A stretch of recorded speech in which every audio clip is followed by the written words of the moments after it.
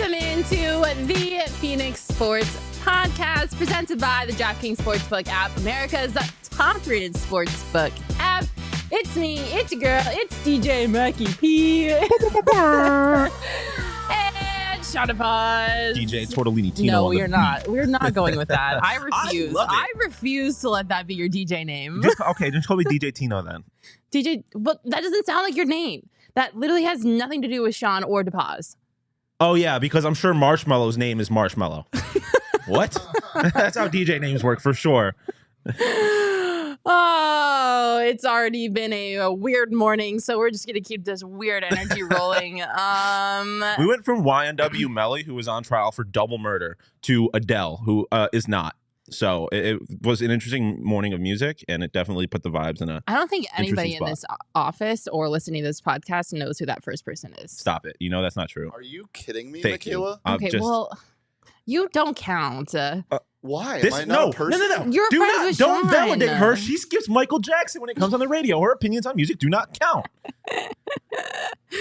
I don't like Michael Jackson's music. I'm sorry. Sue me. I She's don't know also what you said want me to tell Queen you. is trash and that the They Beatles are trash. unimportant. Queen's music is so obnoxious. That's just the most inaccurate statement of all time. It's like Broadway music mixed with rock, and I hate All right, Broadway. let's wrap the show up. Yeah, can we please get out of here? Do you want to sit down, Shane?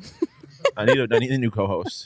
Let's talk about no, sports, you can't can leave we? me. You can't leave me. Yeah, before we do that though, we got to talk about our favorite place in the whole world, the Four Peaks Brewery on 8th Street in Tempe, because last Wednesdays are back, baby, and I thought you were talking about your bet at first. What? I thought you were talking about your bet at first, your favorite place in the world. Oh, that is my favorite place in the world.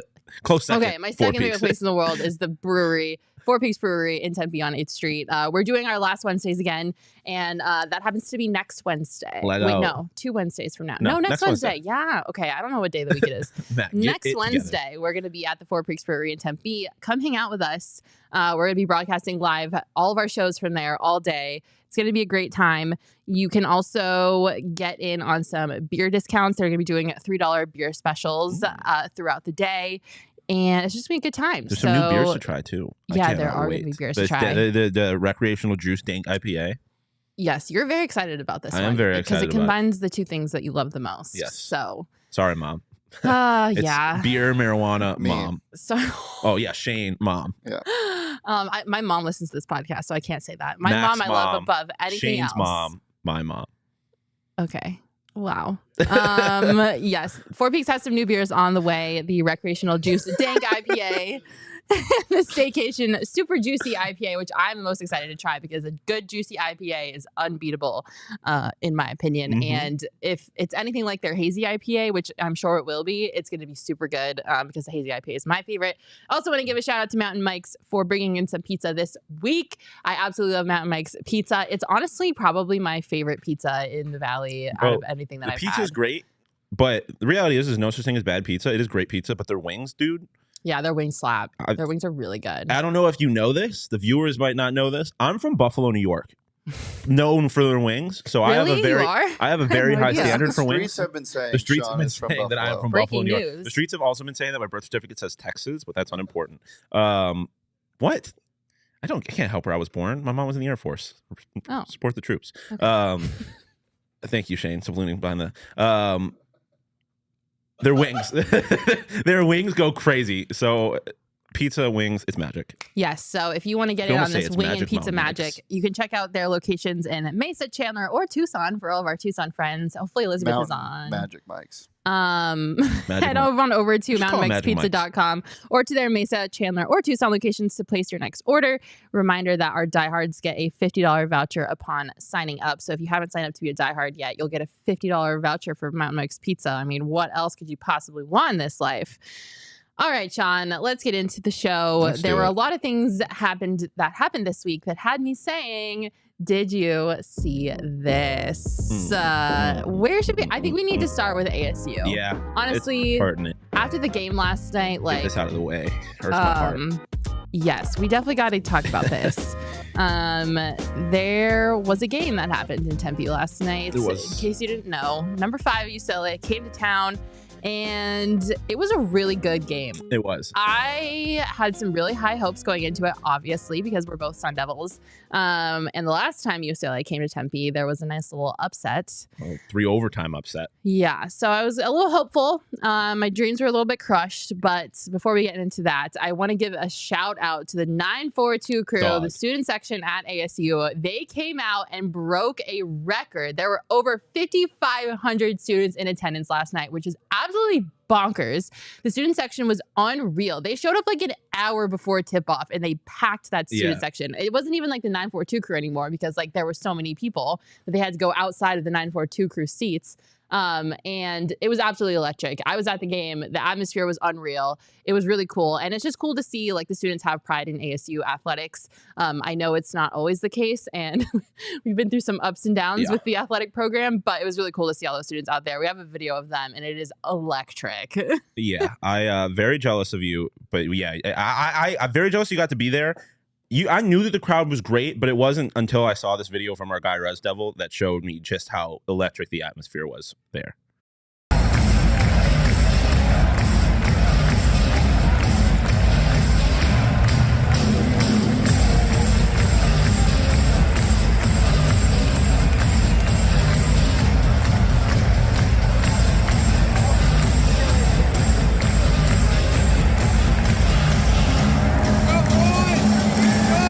I mean, are you kidding me? Oh my God. That was freaking awesome. Yeah.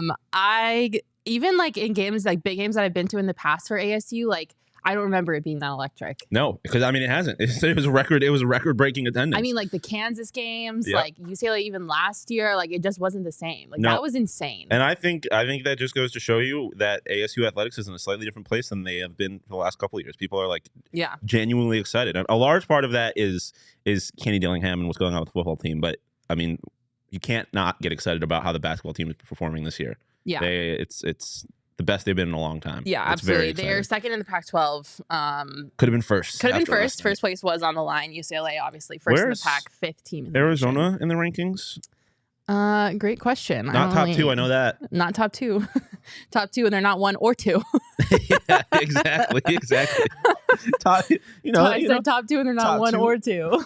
Yeah, and then there's top 3, but they're not 1 or 2. Well, no, because the saying's top 2 and I'm not 2. Yeah, but it's top 2 and they're not 1 or 2. So they're not. Never mind. I don't know why I'm trying to bring logic into this show. That's a joke. There is no logic. And then there's ASU, who's top 2, and they are 2. But it was really cool to see.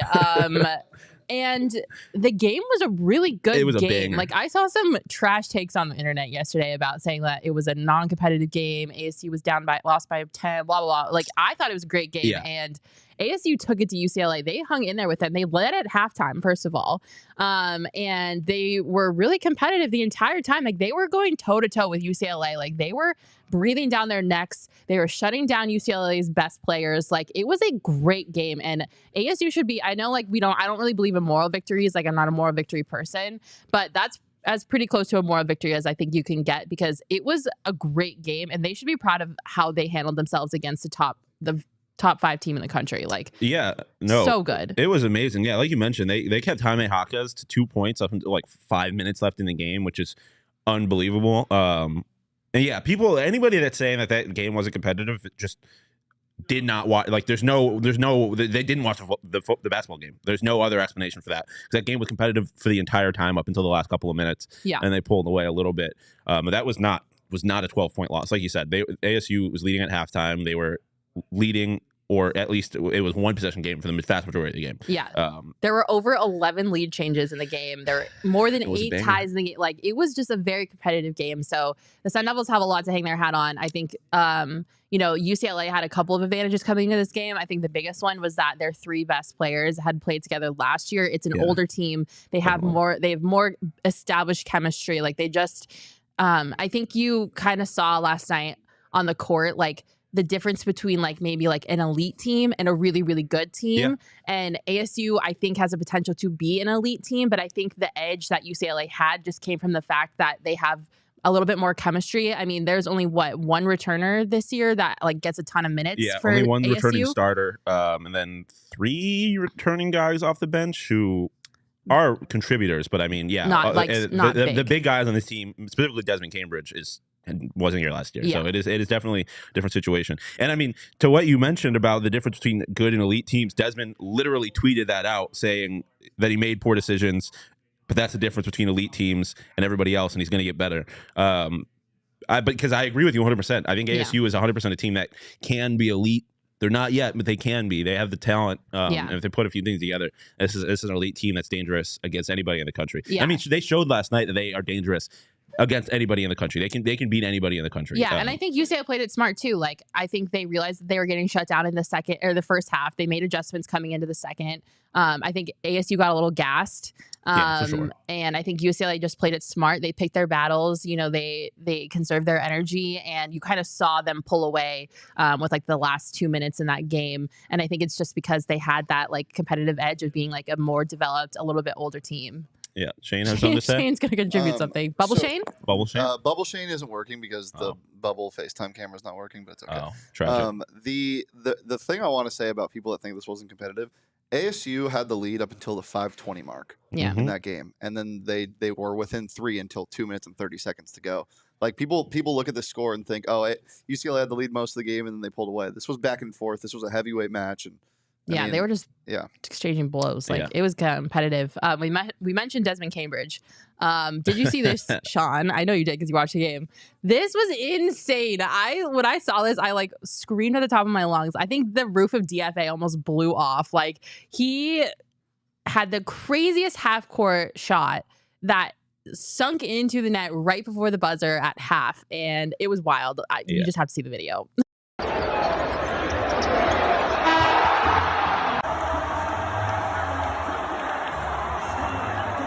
That was insane. That was in the air for like 5 seconds. Notice Bobby's little strut afterwards? He was like looking at nobody in particular. Like he was looking at the crowd being like, you like that? You like that? That shit was awesome. And it was the best part of it is I was sitting next to Totri when we were watching the game yesterday, and as we were leading up to it, Totri's like, do something.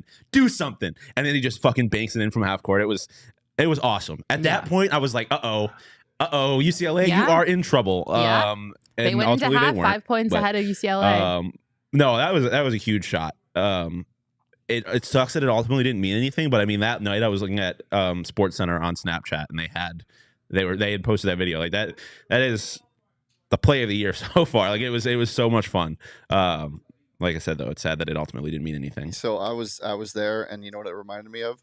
That is exactly where UCR hit the 60-foot shot to beat ASU last year, and that brought back some trauma. I can imagine. A little traumatic. But overall, a really good game. I think the Sun Devils have a lot to hang their hat on, and I think it's a good place for them. I think they learned a lot, and there's a lot to build off of on that game. Yeah. But I want to know, where do you think this leaves ASU?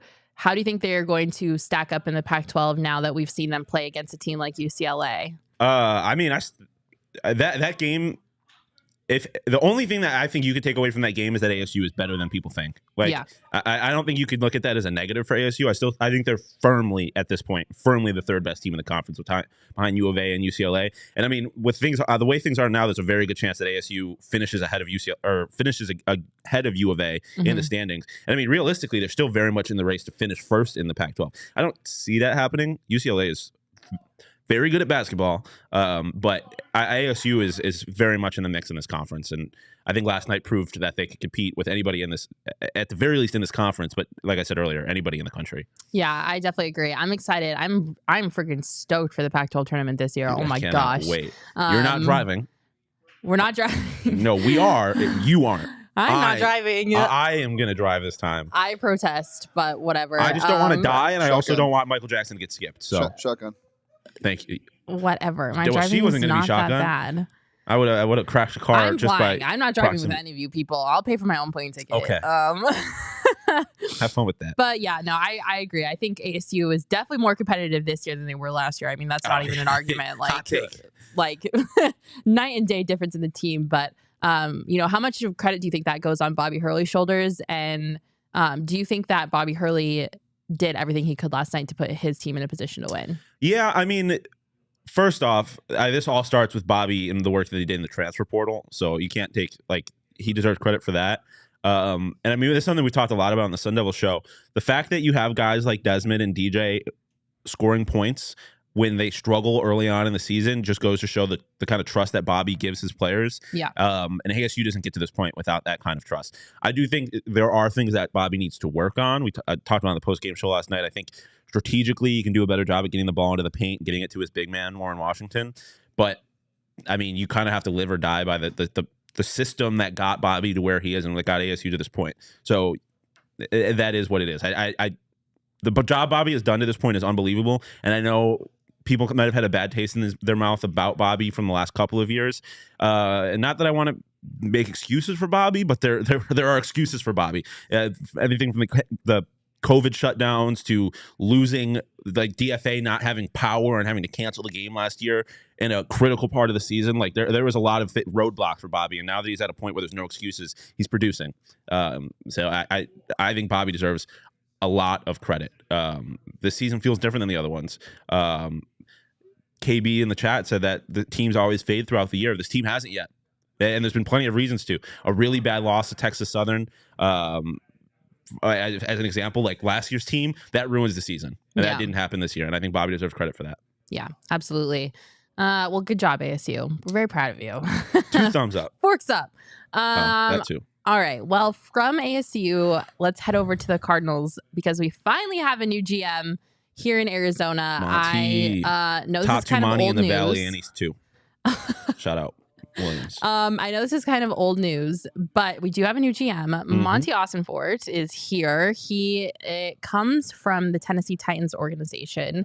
He was with the Patriots before that, so 2 winning organizations. He was with the Patriots obviously when Brady was there. So yeah. 2 winning organizations. I think it's kind of hard to judge GM. I was talking about with someone with this earlier this week. Like, it's so much easier to figure out or judge, I guess, like head coaches or players or whatever. But like with general managers, like I feel like you just like, I don't know, like how do you judge what makes a good general manager? Yeah. Like, I mean the teams, like the ownership definitely has a better idea about these guys than like the public does, but for sure. I mean, it's when it comes to like drafting players, you don't know how much influence the coaches or the ownership had. And I mean, these guys were never like, Monty was not a GM before this. So you don't know exactly how he operates in that role specifically. But that's, I mean, the gamble that you always take. I mean, you mentioned the organizations he's been with. I mean, Titans not necessarily a winning organization, but a very well-run organization, an organization I think has overachieved over the last few years, considering who the quarterback is. And then obviously the Patriots have been the hallmark, the gold standard of a franchise in the NFL for the last few years. To get a guy from those kinds of organizations, those kinds of situations is hard not to be happy about it. You hope that he can you hope that he learned something from those being in those situations, which I would have to imagine he did because he got the job. Yeah, definitely. I think the biggest bonus or plus, I guess, upside, if you're going to look at this hire, is the fact that it's just an external candidate. Yes. Like, I love A-Dub as much as the next girl, but I just did not really want to continue keeping it in the family and doing more internal hires. Like, I really wanted to get outside of the organization and bring in new blood with new perspective, like new ties, just like completely different than what we've had. And, I think most of the unhappiness I see is like a lot of people were pulling for A-Dub, and I understand that. Like, A-Dub, great guy, like obviously loves the Cardinals, like former player, like I definitely understand it. I think it's still a little bit too early for A-Dub to be a general manager. I think he still has a little bit of like growth in the industry, if you will, to do. But I'm just glad it was an external hire.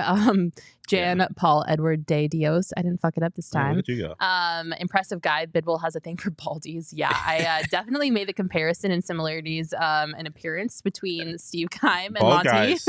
D'Amico Ryans, next head coach. D'Amico Ryans, he's the only bald one, I think. Brian Flores. Oh, Brian Flores, also bald. Yes. Frank Reich on his way, I think. Yeah, he's probably losing his hair at this point. He's a little old. But so, yeah, I mean, I'm excited it's an external hire. I'm just glad that they went outside the organization and got some new blood in here. And obviously, we have yet to see what will come of this. But I am a little concerned, though, because we did find out this week, according to Johnny, venerable here at PHNX that Ian Cunningham turned down the GM offer.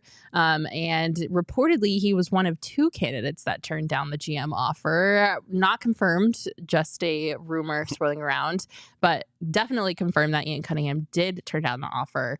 So I don't know how I feel about this. Yeah. I feel like it's a good job.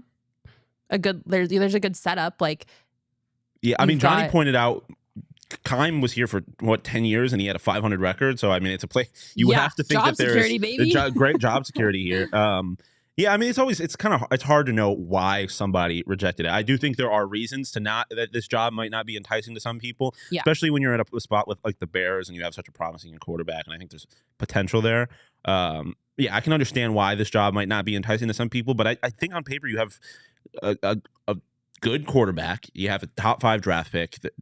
There's reasons to be excited about this job. So it's hard to know. I mean, I know he had other stops before this, but getting back to what we were talking about with Ossenfort coming from winning franchises, Bears, not exactly that. Like I said, he had stops before this at more successful places, but you can't be upset about the guys you didn't get. You got to be happy with the guy you have. And I'm happy with Monty. So are you not concerned though that like 1, potentially 2 candidates turned down an offer? No, I mean it is something to be concerned about, I guess, but you also have to be realistic about this franchise. There are pros and cons to this job, and it really depends on kind of what you value, what kind of challenge you're looking for, because this certainly is a challenge. Yeah. So I just think the candidates are all different. Like I said, it's hard to know why he did it. If he rejected this job because he thinks the franchise is a joke, that's a problem. If he rejected the job because maybe he didn't believe in Kyler, that's its own problem. But there's plenty of guys who do. So you kind of take it with a grain of salt, I guess. Yeah, absolutely. Monty did meet with the media this week. He had an introductory press conference, and he did say something in that press conference. I picked up on it. I thought maybe was something, maybe not, might be. But one of the quotes that came out of it was, "Ego won't be tolerated." It wasn't said in reference to anyone in particular, but I wonder who it could be referencing. I do wonder who it could be referencing. Obviously, we've had the media shitstorm that is the Arizona Cardinals this entire past year, beginning in the offseason when Kyler deleted all those pictures from his Instagram. We had the homework clause gate. Like, it's been a crazy year. We've seen blow-ups on the sidelines. We've got some crazy HBO Hard Knocks drama. Like, was that like a subtle shot at someone in particular, or do you think he was just setting the expectation that ego is just not going to be tolerated? Yeah, I don't know if it's necessarily a shot at anybody. Like, the obvious jump is that it's a shot at Kyler. Yeah, I don't necessarily think that's what it is. I think it's more just a commentary on kind of the state of this franchise. There's been a lot of huge egos. I mean, you're coming from a situation where you have Keim and Cliff, who are 2 very big egos in their own right. Cliff is a Leo. Yeah, if you didn't watch Hard Knocks, he is a Leo. Egotistical Leo. Go inside his house and find the giant lion poster, lion with a crown poster. If you had any confusion on what his zodiac sign was, but no, I mean, this is a franchise that I think over the last couple of years have they've had a lot of big personalities. Like I mentioned, Cliff and Keim, Kyler. I mean, even a guy like D-Hop. There's just been a lot going on with this franchise. So I think coming in with just setting the expectation, like, this is a team first. You look at the other winning franchises, or just the franchises that are great right now. You look at the Bills, you look at the Chiefs, you look at the Bengals, like those 3 AFC teams who have some of the biggest players in the league. There's 3 of the highest paid quarterbacks in the league. Well, 2 of them, and Burrow, I guess. I don't think he has a second contract, right? No second contract, yeah. So, but still, you have some of the biggest players in the league, and the egos don't get in the way there. So I think it's just, and also, he's a product of the Patriots. That is the hallmark of the egos are not tolerated here. I don't give a shit who you are. Even if you're the great quarterback of all time, the egos don't fly here. So it just seems like it makes sense, right? Yeah. Egos shouldn't be a part of any of this. Yeah. So it's a good thing to hear, for sure. He's not going to bend over for Kyler. Yeah, I agree. Or anybody. Quick little coaching update before we move on from the Cardinals. Vance Joseph completed his interview this week. Clean house, man. But I also think he's going to end up being head coach, to be honest with you. I really hope not. Please don't put that into the universe. Take that back. D'Amico Ryans is scheduled to interview at the end of this week. They've completed one other interview, and then they announced a couple more. But it seems like they're kind of moving at a snail's pace with this. I understand they just got their GM, but a little bit of urgency, I think, would be nice. And then Sean Payton has like fallen off the face of the planet when it comes to Cardinals stuff.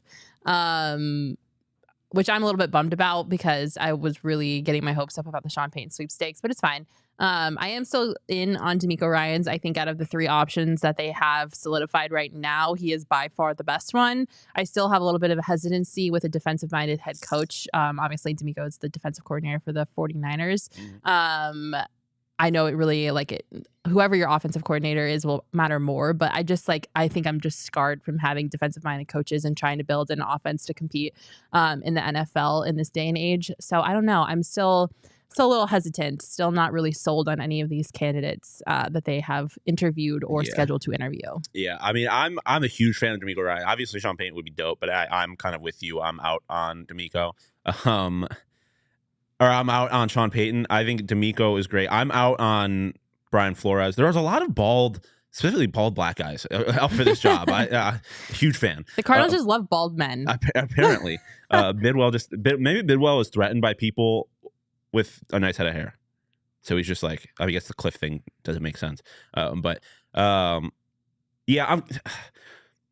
D'Amico is my candidate, but like I said, I think Vance is going to end up getting this job because I think D'Amico is going to have his pick of the litter, and I think if I'm him, I would probably rather go to the Bengals with a tremendous defense. Just saying. And did I say Bengals? I meant Broncos. So like I said, I don't know about Sean Payton. I don't want Brian Flores here. I think I got bad news. Oh no! Stop it. The favorite by plus 200. Yes. Oh my God! I thought you were about to tell me that he would just confirm. Yeah, I was like, I'm about to walk off this set. Oh my God! DraftKings has Brian Flores at plus 150, Payton at plus 350, and I think he is also Johnny's pick. And he does have really strong ties to Monty, so it kind of would just make sense. Yeah, it would make sense. I have concerns about his time in Miami and his relationship with Tua, and then you have a guy with this big of a personality in Kyler, who's also going to be who's going through a lot, like having to work back from injury, and then going back, like again, the no egos thing.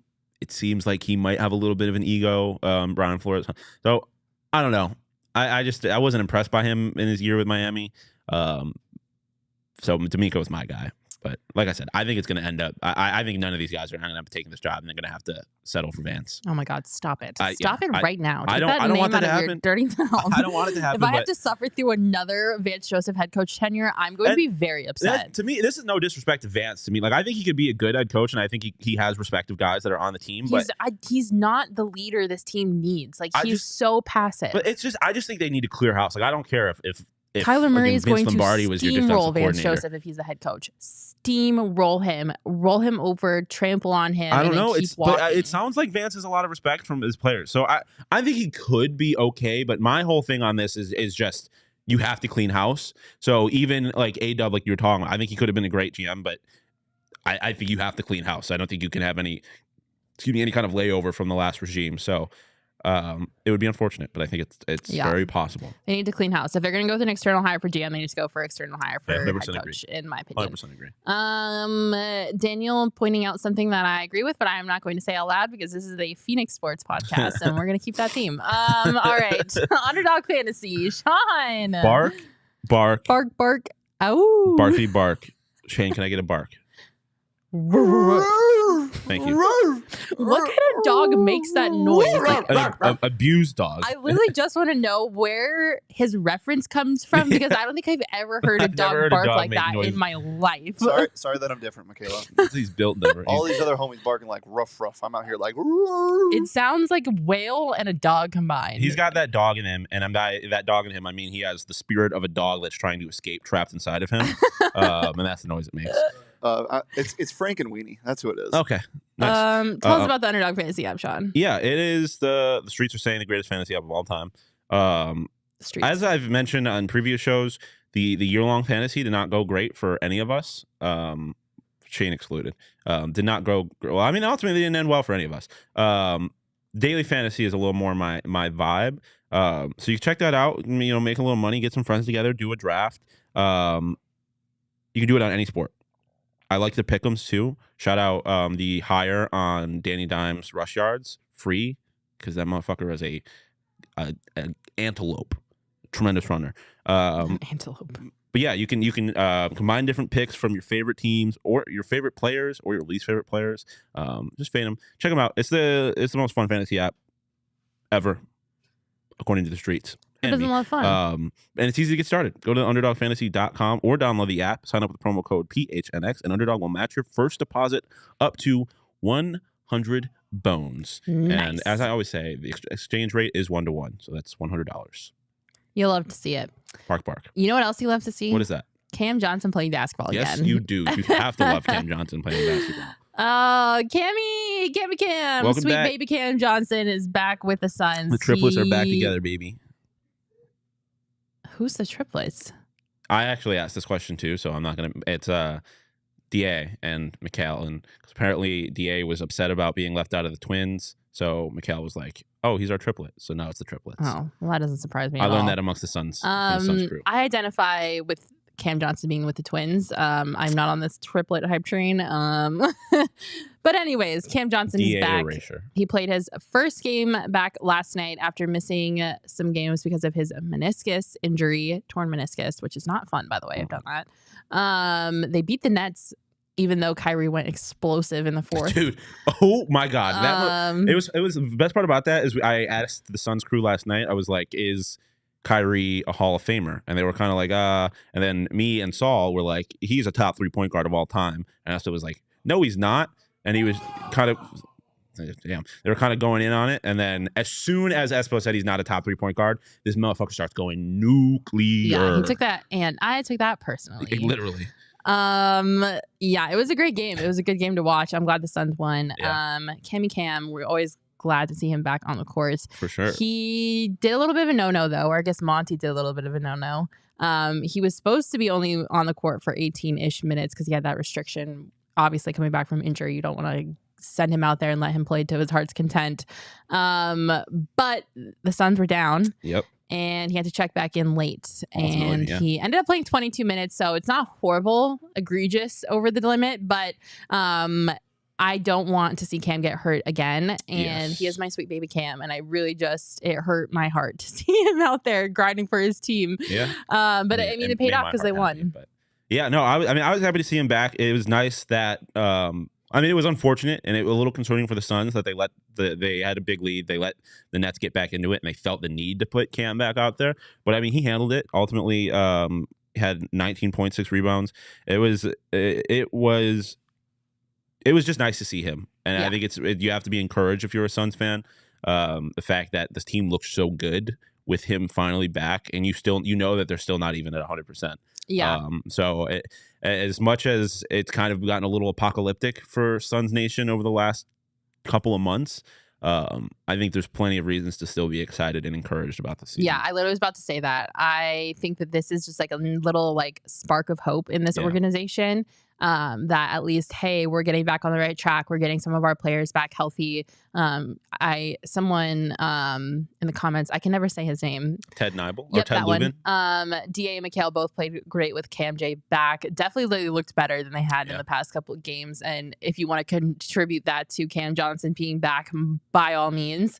But I think it's just nice to finally have like a little spark of hope for this team because we've been in a dark place as Suns fans the past couple of months. So I do want to ask you though, do you think that this is enough to not necessarily like fix the Suns, but just like band-aid the Suns long enough to hold them together, keep it together, keep them in the playoff picture long enough for Book to come back and for them to really get healthy and to be in a good spot to trade Jay, to get another piece in here and to really make a push for the finals? Yeah, 100%. I mean, you look at the Western Conference standings, they're in 11th right now, but 5th place has 2 more wins. Like they're 2 wins away from 5th place. There's 10 games separating them. Which is crazy in for the place. NBA, I think, in my opinion, at this point in the season. The West Coast or the Western Conference is so wide open.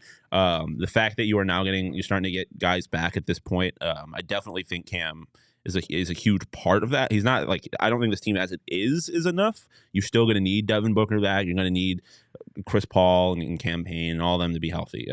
But I think they are getting them now. They're getting them back now with plenty of time left in the season to make a push. I'm not going to be surprised if by the end, all said and done, the Suns are a top 4 team in the conference. Because, like I said, this conference is so wide open. Wide open. Yeah, this came at the perfect time. I think it is more than enough to keep them alive until they are back to 100%. Yeah, absolutely. We debuted a new show yesterday, Outside Shots with Eddie Johnson. Eddie Johnson is now going to be doing a weekly show with PHNX, and it was electric. It was so good. Saul, our GM, got to talk to him a little bit about just like what he thinks on the current state of the Suns, and he said something that was so funny, and I'm going to misquote it because I'm horrible with quoting things, but you have to go back and watch it. It's available on our YouTube channel right now, or if you go to the Suns podcast, it's a downloadable. But he was like, we're good, but we're bad. So he's like, we're good right now. Like, we're good. Everyone stopped panicking, but we're also bad. Yeah, it's a fact. But it's true. Like, I think it's a very fair assessment. But also, we are good. Like, we're fine. Like, we're going to be okay, I think, because, Cam Johnson coming back at this time, I think, is the Band-Aid that this team needs to hold itself together, to keep the hope alive. The fact that there's so much parity in the NBA this year, and like that comment says, the Suns are only 5 games out of 3rd place. Like, that's freaking wild. Like, anything could happen at this point. And like, I know some people are saying, oh, the Nuggets are running away with it. Oh, it's the Nuggets year, like blah, blah, blah. Like, I'm still scared of this team with a healthy book and a healthy roster, and then another potential dark horse edition whenever they figure out what's going on with Jay Crowder and get him off this roster. I would not count the Suns out at all at this point. Like, I was a little down in the dumps, I think 2 weeks ago when we were talking about the Suns, and I was like, it's over. But it's not over. Yeah. We're back. We're back, baby. I mean, you look at the teams in the Western Conference, like the Nuggets are obviously very good, but they're still also the Nuggets. They don't win in the playoffs. They haven't done anything in the playoffs. Jokic hasn't really done anything in the playoffs. The Grizzlies are fun, but they're young, and I think they are very susceptible to making mistakes. I don't think they're really built to go deep in the playoffs. And then you have the Kings, Pelicans, Mavs, all teams that I think the Pelicans are a good team. I like them a lot. I think, and so are the Kings. They're all good teams, obviously. But the Mavs specifically are a team that has holes. It's really Luka and nobody. But it's been a weakness for this team. So there is this. I do think the window for a championship is closing, but it's still very much open. Like they can still come out of the West this year. Yeah. I don't think that's out of the picture. They can slip right in there. Yep. Well, if you want to bet on who's going to come out of the West this year, you absolutely can on the DraftKings Sportsbook app, along with some other fun props, game props, anything you want to bet on NBA wise. Bills or Bills -5. Don't do that. And a half. Bills -5.5. Don't do that. Yeah, I mean, you can go bet on the Broncos in the playoffs. Oh wait. You're so funny. Bills legend Von Miller. Oh my God, that will never be repeated again on this podcast, or you were getting kicked off of it. Bills legend, Seahawks legend Drew Lock. Oh, actually, you know what? Seahawks legend Shelby Harris. I've had enough of this. Thank you very much for talking about the DraftKings Sportsbook app now. DraftKings, everyone pull out your phones. Go download the DraftKings Sportsbook app. Use promo code PHNX when you sign up and bet on the NBA. If you want to put your money where our mouths are and bet on the Suns coming out to win the West, you can do that. If what? I don't think anybody. Well, hold on. Let's not overanalyze the statement. It's fine. Just keep going with it. Whose mouth said that? The Suns play tomorrow. They do. They play tomorrow. If you want to bet tomorrow on that game, you can. I'm trying to think. I can't remember what date it is. It's Friday. They play tomorrow against the Pacers. They play the Pacers tomorrow. Against Ben Mathurin and the Pacers. Ben Mathurin, Arizona guy. You can bet on that game too. Money line over total. McConnell. What is what's the spread? Oh, could not think of the word. One moment. Let me get it. I got it. Oh, the spread is not available yet. Lame. Well, anyway, when it becomes available, you can bet on it on the DraftKings Sportsbook app. All new and existing customers can take a shot at an even bigger payout with DraftKings stepped up same game parlays. Head on over to the DraftKings Sportsbook app now. Use promo code PHNX. New customers can bet just $5 on the NFL divisional round and get $200 in free bets instantly only at the DraftKings Sportsbook app. Use promo code PHNX. Minimum age and eligibility restrictions apply. See show notes for details. I'm super excited for the divisional playoffs. I really want the Eagles to win more than life itself, only because if they do, my favorite country artist will drop one of his unreleased songs, and I am praying for an Eagles win. Oh, so well, now I'm rooting go against Birds! I'm rooting against the Eagles because anything to keep country music off the streets. I wanted to get this out when we were talking about the Broncos, but I'm just still going to say it anyway. Rumor has it Melvin Gordon is still fumbling right now. And he just dropped another ball. Oh, there goes another one. Oh, and there's another. Okay. Also, James, I feel like I don't talk about the Red Sox that much. I'm not going to sit here and pretend I don't talk about the Bills every damn show, but facts, Daniel. Thank you for pointing that out. Hey, if you don't want to remember or listen to me talking about the Bills or the Red Sox or the Sabres, as Charles puts out, take an OGs. Take an OGs. Just it'll help you mellow out. Forget about me, like my dad.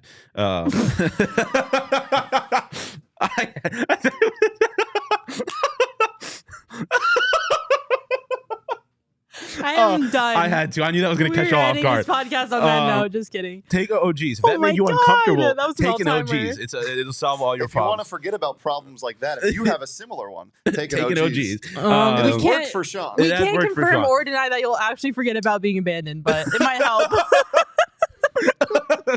Oh my God. If you want to forget about this conversation, take an OGs. They have amazing flavors. I took one last night, one of the sativa blackberries and cream. We give a lot of flowers to the orange creamsicle. Blackberries and cream goes crazy. Really it goes hard. Yeah, orange creamsicle will still always be goated for me, but they do have a new flavor coming out. Strawberries and cream. And it's hitting the shelves soon. I cannot wait. That might take the cake for me. Yeah, I agree. It might. We'll see. I'm a big strawberry girl. I love anything strawberry flavored. And that one particularly is their new Happy Balance. It's a CBD THC 1-to-1 ratio. I can't wait. It's got that good. Yeah, that good. So head to your local dispensary. What are we doing? As always, you must be 21 or older to enjoy. What are we doing? Love you, OGs. Back to sports. Oh my God, I'm gonna cry. There's tears streaming down my face. Okay, one thing I do. Well, actually, I don't wish to forget it, but Shawn probably wishes to forget is the new Coyotes jersey.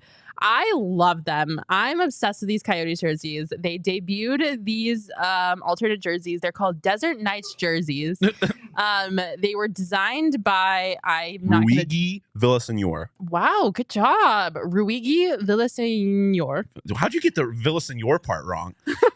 Villasenor, a global fashion designer from LA who also just happens to be friends with Alex Morello Jr. And he designed these jerseys. I think they're fire. I love them. The only thing I don't like is the A on the alternate captain jersey. Not a fan of that. I think that's ugly. But everything else, I'm obsessed with it. I love the color. I love the font of the Arizona. I love like the little lizard. I love like the kind of play on the Kachina pattern on the bottom and the sleeves. I think they look awesome. I really like them. Where's the lizard? So there's the geckos are inside of the collar, like the old gecko, which I love. I think that is a nice detail. And I agree with a lot of what you said. The problem is that what is front and center on the jersey is the most important part, and that shit is awful. It looks like a 4th grade girl wrote it in her diary, or it looks like it was an off-brand Disney movie. I think that's terrible. I think it just looks weird and out of place. And then the fact that it's a different font than the alternate captain's A looks weird. The pants that they wear with the cactus on the side, them shits go crazy. Them shits go hard. And I do like the Kachina pattern. I think that's an interesting take on it. I like the color. I like the color of the numbers, but I do think the font of the numbers is just a little boring. There's not a lot going on there. They're supposed to be simplistic though. It's like a streetwear design. I do like a lot of this jersey, but like I said, the word mark on the front I think is just awful. I think it's awful. I hate the little star that's supposed to represent the state flag. And the shooting stars that you see on a clear night over the mountains. Fuck off. That's so stupid. And okay, but also isn't it a nice break from I love the Kachina as much as the next girl. It's literally the best sweater in the NHL point blank period. But it's a lot to look at. It's a lot to process. There's a lot going on, and especially if you digest all of the symbolism within the actual Kachina logo. It's a lot for your brain to try to process. And with this, it's just simple, simplistic. Maybe it's just because I'm a simple girly and I just like simplistic things. But I think it's really nice to look at. It's clean. It is straightforward. You know whose team that is, and I think it's just to the point, and I like it. But you know what they look like? They look like all-star jerseys in the 2010s it was going through that phase of let's keep it simple, and then just what are these? Yeah. Just by the way, the All-Star jerseys for this year's NHL game. I haven't seen them yet. Dumb stupid. What the heck? Dumb stupid. Where is the NHL All-Star game being played? Florida, I believe. And it's got like a little retro NHL with Isn't it in Seattle? NHL All-Star game? Yeah. Is it? No, it's South Florida. Next year's South Winter Florida. Classic is in Seattle. It is South Florida? Oh, yeah. Because the jerseys are... These? Yes. You don't have any respect. That is very retro NHL vibes. You don't have any respect? You don't. Damn. I don't like the pink and the orange. It's Miami Vice. Come on. It's in South Florida. What are we doing? I think them should go fire, but that's not why we're here. We're here for the Coyote jersey. My biggest problem with them is I think the word mark is trash. I think that shit would have been fire if they did kind of like the old Suns like Western font and kept that nice and simple. I just think the word mark looks so out of place and doesn't really fit with the brand of the Coyotes. And then, like we said, the alternate captain's hat I think is terrible. There was an idea. I just don't think it landed. I do not like these jerseys. Well, I guess we'll have to agree to disagree because I think they're sick. I will say, though, I did like the Yotes reverse retro jerseys a lot until I saw them on players, and I hated them. I hate them now. Really? I don't like them. Still like them. I think they're some of the worst jerseys in hockey, to be quite honest. So maybe these will look better on the ice. Jeez. We'll see. I do. The only thing I probably, besides like the associate captain logo, I don't like the fact that it's very close to the old Coyotes jersey before they switched back to the Kachina. I don't like that either. I hated those jerseys. Same. I thought they were atrocious. So anything that like semi reminds me of that makes me like have some PTSD. Like I'm not a fan of that at all. But I think it's everything else differentiates it enough to where it like doesn't trigger me. Fair enough. But we'll agree to disagree. I think they're beautiful. I like them a lot. You know who's really good at designing things though, and it's undisputed? Who's that? Bad Birdie. Facts. Bad Birdie makes some fire golf merch, you guys. They do. Polos, pullovers, hoodies, hats. Which I'm still trying to sweet talk Max into getting me one of these hoodies. I kind of want one too. I'm kind of trying to convince Max to get me one too. They're gorgeous. They are. And if you haven't checked out Bad Birdie yet and you live in the state of Arizona, what are you doing? What are you doing? If you live in Alaska, what are you doing? Yeah, I mean, honestly, you can wear it anywhere. You can go it. You can wear it wherever you want to wear it. But like, if you're in the state of golf, you better be wearing some Bad Birdie on the golf course. In the state of golf?